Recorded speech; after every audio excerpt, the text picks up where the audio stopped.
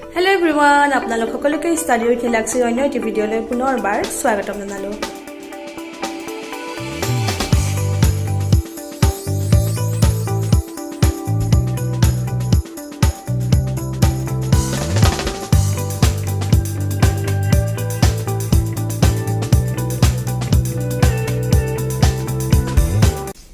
Hello student, good evening. So আজি মই তোমালোকৰ লগত question number 3 টো আলোচনা কৰিম। Question number 3 টো আছে তলৰ সংখ্যাবিলাক প্ৰামাণিক ৰূপত প্ৰকাশ কৰা। আগৰ ভিডিঅ'ত মই প্ৰামাণিক ৰূপ কি হয় হেতুৰ বিষয়ে অলপমান মই বুজাই দিছিলো। তোমালোকে ভিডিঅ'টো চাবা আৰু আগৰ দুটা কোৱেশ্চন এই দুটা কোৱেশ্চন মই আগৰ ভিডিঅ' দুটাত মই আলোচনা কৰিছিলো। হেকিটাও তোমালোকে চাই লবা তেতিয়া পৰৱৰ্তী যিখিনি অংক আছে সেই অংকখিনি বুজি পোৱা তোমালোকৰ সুবিধা হ'ব। ভিডিঅ' গিটাৰ মই লিংক ডেসক্ৰিপচন বক্সত মই দি দিম তোমালোকে গৈ চাবগে পাৰিবা। সো 3 নম্বৰ কোৱেশ্চনটো প্ৰামাণিক ৰূপত আমাক লিখিব দিছে। প্ৰামাণিক ৰূপনো কি মই হেতু বুজাই দিছিলো আৰু লগতে এই উদাহৰণ কিটাও মই তোমালোকক বুজাই দিছিলো। আগৰ ভিডিঅ'টো হেকানে চাবা। এতিয়া আমি প্ৰশ্নলৈ আহিছো। এতিয়া আমাক প্ৰথমটো কি কৈছে 623498 মই আকৌ থুলমুলকে প্ৰামাণিক ৰূপ মানে কি হয় বুজাই দিছো। প্ৰামাণিক ৰূপ মানে হয় কি যে কেতিয়াবা আমাক ডাঙৰ এটা সংখ্যা দি দিয়ে যেনে এই সংখ্যাটো আছে এইটো এটা কিমান ডাঙৰ সংখ্যা যদি আমি পঢ়িব যাওঁ কেনেকৈ পঢ়িম একক দশক শতক হাজাৰ অযুত লাখ 62,34,980 হয় না নহয়। এই সংখ্যাটোক যদি মই তোমালোকক কওঁ যে 1 পৰা 10ৰ ভিতৰত থকা সংখ্যাৰ ভিতৰত লিখা তেনেহলে এটো জানো সম্ভৱ পাৰি জানো 62 লাখ 62 লাখ সংখ্যাটোক 1 পৰা 10ৰ ভিতৰত লিখা সম্ভৱ জানো সম্ভৱ কেতিয়াও নহয় আমি কি বুলি ভাবিম যে এটো অসম্ভৱ কিন্তু যদি আমি কওঁ প্ৰামাণিক ৰূপত লিখিব পাৰি তেনেহলে হেতু সম্ভৱ কেনেকৈ লিখিব পাৰি আৰু জেনেদৰে আমি লিখিম সেই ৰূপটোকে যদি আমি এই ডাঙৰ সংখ্যাটোক যদি আমি 1 পৰা 10ৰ ভিতৰত থকা সংখ্যা হিচাপে লিখিব পাৰো তেনেহলে সেই সংখ্যাটোকে কি বুলি ক'ব প্ৰামাণিক ৰূপত থাকা বুলি ক'ব বুজি পাইছানে প্ৰামাণিক ৰূপ মানে হৈছে যে কিবা এটা ডাঙৰ সংখ্যাক আমি 1 পৰা 10ৰ ভিতৰত থকা সংখ্যা হিচাপে লিখিব লাগিব সো এই সংখ্যাটোক আমি প্ৰামাণিক ৰূপলৈ নিবলৈ হলে প্ৰথম সংখ্যাটো আৰু দ্বিতীয় সংখ্যাটো চোৱা এই সংখ্যাটোৰ এই দুটা অংক চোৱা 62 আছে হয়নে এই দুটা সংখ্যাৰ মাজত দশমিক দি দিয়া মানে প্ৰথম সংখ্যাটোৰ পিছত দশমিক দি দিয়া 6 দশমিক বাকি পিছত কি আছে কি নাই আমাৰ চাবলগীয়া প্ৰয়োজন নাই যি আছে সব পাতি দিয়া 6.234980 বুজি পালানে এইখিনিলৈকে প্ৰথম কাম আমাৰ কি হৈছে যে প্ৰথম সংখ্যাটোৰ পিছত আমি দশমিক দিব লাগিব দশমিক দি বাকি যিকিটা সংখ্যা আছে গোটেইকিটা সংখ্যা পাতি দিয়া পূৰণ 10 to the power এতিয়া আমি 10 লিখিম 10ৰ ওপৰত ঘাত লিখিম ঘাতটো কি লিখিম দশমিকৰ পিছত যেটা সংখ্যা থাকে ঘাতটো হেটা সংখ্যাই হ'ব দশমিকৰ পিছত ইয়াত কেটা সংখ্যা আছে চোৱা 1 2 3 4 5 6 গতিকে ইয়াত কি হ'ব 10 to the power 6 বুজি পালানে এতিয়া চোৱা এই সংখ্যাটো সৰু কৰিব পাৰি নেকি হেতু চোৱা শেষত আছে কি আছে চোৱা শেষত কি আছে শূন্য আছে আৰু আমি কি জানো যে দশমিকৰ শেষত যদি শূন্য থাকে সেই শূন্যৰ কোনো ভ্যালু নাই গতিকে আমি এই শূন্যটো কাটি দি পেলাই আমি কি লিখিম 6.23498 ইনটু শূন্যটো কমাৰ অৰ্থ এটো নহয় যে আমি পাৱাৰটো কমাই দিম এটো তেনেকুৱা কথা নহয় সেইকাৰণে তোমালোকে প্ৰথমে গুটেকিটা যিকিটা সংখ্যা থাকে গুটেকিটা লিখি লবা তাৰ পিছত যদি শূন্য থাকে বেলেগ সংখ্যাটো আমি কাটিব নোৱাৰোৱে অকল শূন্য থাকিলে আমি কাটিব পাৰিম গতিকে শূন্যকিটা মই উঠাই দি পেলাই ইয়াত এটা শূন্য আছে গতিকে আমি এটা শূন্য কাটি দিছো কিন্তু পাৱাৰ জিটো থাকিব মানে যেটা সংখ্যা থাকিব পাৱাৰ হেতুৱে হ'ব বুলে শূন্যটো কাটি দিছো পাৱাৰটো কমি আহিব এটা তেনেকুৱা কথা নহয় শূন্যটো কমি গল কিন্তু পাৱাৰটো একে থাকিব 10 to the power 6 আৰু তোমালোকে যদি এনেদৰে লিখি থোৱা তেনেহলে হেতু ভুল নহয় শূন্যটো শেষত থকা কথা একেটাই গতিকে শূন্যটো কাটি দিছো সো সংখ্যাটো কি হ'ল 6.23498 into 10 to the power 6 বুজি পালানে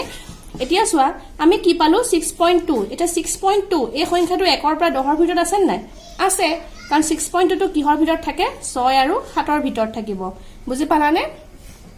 সো এই সংখ্যাটোৰ প্ৰামাণিক ৰূপ কি হ'ব এটো হ'ব বুজি পালা এতিয়া পিছৰ প্ৰশ্নটোলে চোৱা পিছৰ প্ৰশ্নটো চোৱা একক দশক শতক হাজাৰ অযুত লাখ নিযুত 4 নিযুত আছে এই সংখ্যাটোক আমি প্ৰামাণিক ৰূপলৈ নিবলৈ হলে সদায় প্ৰথম সংখ্যাটোৰ পিছত যিকোনো সংখ্যাক প্ৰামাণিক ৰূপলৈ নিবলৈ হলে সদায় আমি কি কৰো প্ৰথম সংখ্যাটোৰ পিছত দশমিক দি দিও গতিকে 4 দশমিক বাকি শূন্য যেটা আছে পাতি দিয়া 6টা আছে 1 2 3 4 5 6 হলনে পূৰণ 10 to the power কি হ'ব যিহেতুকে দশমিকৰ পিছত শূন্যই হোক বা যি সংখ্যাই নাথাকক কিয় কেইটা আছে 6টা আছে গতিকে আমি কি লিখিলো 10 to the power 6 পিছৰ লাইনটোত আমি কি লিখিম চোৱা যিহেতুকে দশমিকৰ পিছত গোটেইখিনি শূন্যই আছে এটা গোটেই সোপা যেতিয়া শূন্যই আছে কিবা ভ্যালু আছে জানো নাই যদি হে শেষত কিবা 1 2 3 4 যিকোনো সংখ্যা থাকিলে হয় তেতিয়া আমাৰ কি হল হয় এই শূন্যকেইটাৰ ভ্যালু হল হয় কিন্তু যেহেতুকে ইয়াত একো সংখ্যাই নাই অকল শূন্যই আছে গতিকে এই শূন্যকেইটা থকা কথা একেটাই সো আমি কি লিখিব পাৰো 4 into 10 to the power 6 মানে দশমিকটো উঠি গল যেহেতুকে শূন্যকেইটা উঠি গল দশমিকটো দি পেলাই কি লাভ কাৰণ দশমিকৰ পিছত একো সংখ্যা নাথাকিবই গতিকে কি লিখিলো 4 পূৰণ 10 to the power 6 সো এই সংখ্যাটোৰ প্ৰামাণিক ৰূপ কি হ'ব এটো হ'ব বুজি পালা পিছৰ প্ৰশ্নটোলে চোৱা এই প্ৰশ্নটোত চোৱা ইয়াতে আকৌ কি আছে দশমিক আমাক প্ৰশ্নটো দি থোৱা আছে আগৰ অংককিটাত আমি কি পাইছিলো আগৰ সংখ্যাকিটাত দশমিক আমাক দি থোৱা নাছিলে সেইকাৰণে আমি ডাইৰেক্ট দশমিক বহুৱাই দিছিলো একেবাৰে সহজ হৈ আছিল ইয়াত অলপমান ক্ৰিটিকেল হৈ আছে চোৱা ইয়াত আমাক দশমিকটো যেটোকে দি থোৱা আছে কিন্তু নিয়ম একেটাই হ'ব দশমিক দি থোৱা থাকিলেও নিয়ম একেটাই নিয়মটো হ'ব যে প্ৰথম সংখ্যাটোৰ পিছতহে আমি দশমিক লিখিম গতিকে আমি কি লিখিম 5 পইণ্ট বাকি পিছৰকিটা লিখি দিয়া 2369 হলে 5.2369 লিখিলো লিখাৰ পিছত into 10 to the power এবাৰ আমি ঘাতটো কেনেকৈ লিখিম চোৱা ইয়াত এটা মানে মই নিজে তোমালোকক এটা সূত্ৰ বনাই দিছো এটো তোমালোকে মনত ৰাখিবা যদিহে দশমিক আগবাঢ়ে মই লিখি দিছো যদিহে দশমিক আগবাঢ়ে তেনেহলে ইয়াৰ সূত্ৰ কি হ'ব যেটো আমাক প্ৰশ্ন যেটো ঘাত দি থোৱা থাকিব প্ৰশ্নৰ ঘাত যোগ যেটো আমাক প্ৰশ্নত ঘাত দি থোৱা থাকিব সেই ঘাতটোৰ লগত যোগ কৰিবা কেটা সংখ্যা আগবাঢ়িলে যদিও আমাক প্ৰশ্নত 9 ৰ আগত দশমিক দি থোৱা আছিল কিন্তু আমি কিহৰ আগত লিখিলো 2 ৰ আগত লিখিলো তাৰ মানে কেটা সংখ্যা আগবাঢ়ি আহিলে এটা দুটা তিনটা হয়নে তিনটা সংখ্যা আগবাঢ়ি আহিলে গতিকে আমি কি লিখিম কেটা সংখ্যা আগবাঢ়িছে যদিহে দশমিক আগবাঢ়ে তেনেহলে প্ৰশ্নৰ যেটো ঘাত দি থোৱা থাকিব প্ৰশ্নৰ ঘাত যোগ কেটা সংখ্যা আগবাঢ়ে কেটা সংখ্যা আগবাঢ়িছে ইয়াত এই সূত্ৰটো মতে আমি এটা কৰিম চোৱা যেহেতুকে ইয়াত দশমিক আগবাঢ়িছে প্ৰশ্নৰ ঘাত কি দি থোৱা আছে আমাক 6 যোগ কেটা সংখ্যা আগবাঢ়িছে এটা দুটা তিনটা গতিকে কি হ'ব 6 3 এ কি হৈ যাব 9 তাৰ মানে ইয়াত ঘাতটো কি হৈ যাব 9 বুজি পালা আকৌ এবাৰ কৈ দিছো যদিহে আমাক প্ৰশ্নত দশমিক দি থোৱা থাকে আৰু যদি দশমিক আগবঢ়াব লগিয়া হয় কাৰণ দশমিকটো এনো যদি ইয়াত দি থোৱা থাকে তেনেহলে আগবঢ়াব লাগিব আৰু যদি আগত দি থোৱা থাকে তেনেহলে পিছুৱাব লাগিব পিছুৱাৰ কাৰণে সূত্ৰ আছে এটো মই লিখিয়ে দিছো একেবাৰে দশমিক পিছুৱালে কি হ'ব প্ৰশ্নৰ ঘাত সংখ্যাকিটা একে থাকিব প্ৰশ্নৰ ঘাত বিয়োগ কেটা সংখ্যা পিছুৱাইছে এবাৰ পিছুৱাইছে হ'ব কেনেকুৱা অংকও আছে আমি পাম যদিহে আমি দশমিক পিছুৱাব লগিয়া হয় তেনেহলে প্ৰশ্নৰ যেটো ঘাত দি থোৱা থাকিব সেই ঘাতটোৰ পৰা যেটা সংখ্যা আমি পিছুৱাও হেতু বিয়োগ কৰিবা বিয়োগ কৰি আমি যেটো বিয়োগফল পাম হেতুৱে হ'ব উত্তৰত ঘাত হলে ইয়াত আমি দশমিক আগুৱাইছো গতিকে প্ৰশ্নত যেটো ঘাত দি থোৱা আছে 6 লগত কি যোগ কৰিছো যেটা সংখ্যা আগবাঢ়িছো ইয়াত তিনটা সংখ্যা আগবাঢ়িছে গতিকে 6 3 এ কিমান হৈ গল 9 4 নম্বৰ প্ৰশ্নটোলৈ আহা এটো অংকত চোৱা আগৰ অংকটোত আমাৰ কি আছিল আগৰ অংকটোত আমি দশমিক আগবঢ়াইছিলো কিন্তু এবাৰ আমি কি কৰিব লাগিব দশমিক পিছুৱাব লাগিব যেহেতুকে কি দি থোৱা আছে দশমিক দি থোৱা আছে আগত আৰু আমি এই সংখ্যাটোৰ পিছত দশমিক লিখিব নোৱাৰো কাৰণ প্ৰথমে কি আছে 0 আছে 0.0632 নিলিখো প্ৰথম সংখ্যা ইয়াত কি আছে 6 আছে গতিকে আমি 6 ৰ পিছত লিখিব লাগিব 0 আগত নিলিখো গতিকে আমি কিহৰ শেষত লিখিম 6 শেষত লিখিম গতিকে আমি কি লিখিম 6.32 আমি এনেদৰে লিখিম নে নিলিখিম 6.32 পূৰণ 10 to the power এবাৰ কি হ'ব এবাৰ আমি কি কৰিছো দশমিক পিছুৱাইছো প্ৰশ্নত ঘাত কি দি থোৱা আছে 5 বিয়োগ কেটা সংখ্যা আমি পিছুৱালো এটা দুটা তিনটা হয়নে আমি যেহেতুকে 6 ৰ পিছত দশমিক দিছো গতিকে দশমিক কেটা সংখ্যাৰ পিছত আহিলে এটা দুটা তিনটা যেহেতুকে তিনটা সংখ্যা পিছুৱাই আহিলে গতিকে 5 ৰ পৰা 3 বিয়োগ কৰি দিয়া কি হ'ব 5 ৰ পৰা 3 গলে 2 তাৰ মানে এখিনিত ঘাতটো কি হ'ব 10 স্কয়াৰ বুজি পালানে নেক্সট প্ৰশ্নটোলৈ আহা পিছৰ প্ৰশ্নটো চোৱা 0.289 into 10 ইয়াত ঘাত একো দি থোৱা নাই ঘাত একো দি নথলেও তাৰ মানে ইয়াত কি এটা আছে 1 এটা আছে এতিয়া চোৱা দশমিক আমি পিছুৱাব লাগিব নালাগে কাৰণ ইয়াত প্ৰথমে দশমিক আছে আমি 2 ৰ পিছত দিব লাগিব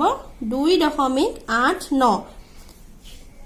যেহেতুকে দশমিক আমি পিছুৱাইছো আকৌ এটো সূত্ৰলৈ যোৱা দশমিক পিছুৱালে বিয়োগ দশমিক আগবাঢ়িলে যোগ প্ৰশ্নত ঘাত কিমান দি থোৱা আছে 1 একো নাই যদিও 1 এটা আছে গতিকে 1 বিয়োগ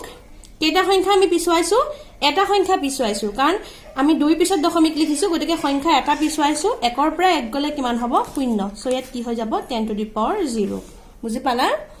নেক্সট প্ৰশ্নটোলে আহা 6 নম্বৰটোলে 28.9 এটো কি হ'ব সোৱা ইয়াত ঘাত একোৱে দি থোৱা নাই ইয়াত 10 টু দি পাৱাৰ বা 10 একোৱে লিখি থোৱা নাই এতিয়া ইয়াত কি হ'ব সোৱা দশমিক যেটোকে আগবাঢ়িব কাৰণ ইয়াত দুটা সংখ্যাৰ পিছত দশমিক আছে আমি দশমিক এটা সংখ্যাৰ পিছত দিব লাগিব গতিকে 2.89 পূৰণ ঘাতটো আমি দিবই লাগিব 10 টু দি পাৱাৰ ইয়াত কি হ'ব সোৱা ইয়াত যেটোকে একো আমাক দি থোৱা নাই ইয়াত একো দি থোৱা নাই যেহেতুকে এটা সংখ্যা দশমিক আগবাঢ়িছে ডাইৰেক্ট আমি কি লিখিম 10 টু দি পাৱাৰ 1 বুজি পালানে ইয়াত যেহেতুকে ঘাত একো নাই ইয়াত একো সংখ্যা নাই তাৰ মানে কি হ'ব শূন্য হ'ব আৰু যেহেতুকে দশমিক আগবাঢ়িছে যোগ হ'ব কেইটা সংখ্যা আগবাঢ়িছে এটা সো শূন্য একে কি হয় 1 তাৰ মানে 10 টু দি পাৱাৰ 1 হ'ব বুজি পালা সো এইকেইটাই আছিল 3 নম্বৰ প্ৰশ্ন আজি ভিডিওটো এইখিনিতে সামৰিছো তোমালোকে যদি কিবা বুজি পোৱা নাই তেনেহলে প্লিজ মোক কমেন্টত জনাবা পুনৰ আহিম ইয়াৰ পিছৰ অংকখিনি লৈ পেলাই ভিডিওটো শেষলৈকে চোৱাৰ বাবে বহুত বহুত ধন্যবাদ ভিডিওটোৰ পৰা যদি উপকৃত হ'ম বুলি ভাবে তেনেহলে প্লিজ লাইক কমেন্ট শেয়াৰ আৰু সাবস্ক্ৰাইব কৰিব আৰু কাষত থকা বেল আইকনটো দবাই দিব যাতে মই দিয়া ভিডিওবোৰ নটিফিকেচন আপোনালোকে সকলোতকৈ সোনকালে পায় পিছত এটা নতুন ভিডিও লগ পোৱাৰ আশাৰে আজিলৈ ধন্যবাদ